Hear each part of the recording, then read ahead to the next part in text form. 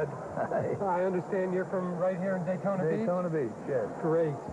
And this chair that you brought in, tell me a little bit about it, what you know. Well, this became in my wife's family some time back, probably 2 or 3 generations. And it was residing in Corning, New York, in their family homestead. And then was moved to a summer home on Cuca Lake, New York. And from there, my wife inherited it, and we've sort of cherished it ever since. Well, it's kind of a great chair. It's got a lot of things going for it. It's got your carvings up here. You've got your, some people call this the old man of the north. You've got your Parrot carvings in here, all handmade. Very typical of the late 1800s. A chair like this, by itself, if you just had it out in a retail store, you're talking about a fairly nice chair. We don't know the manufacturer. I would guess upstate New York even.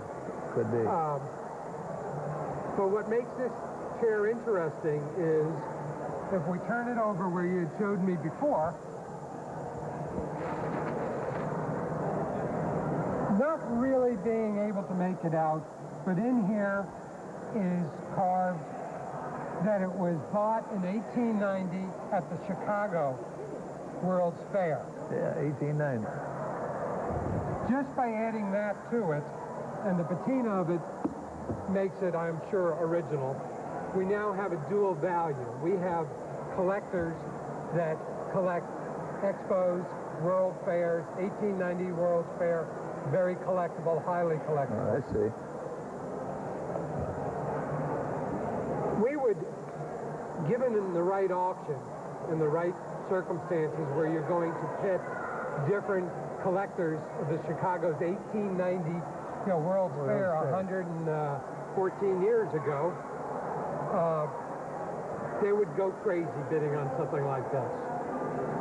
Speaking to some of my other colleagues, we feel that this at an auction could easily bring $2,800 or more.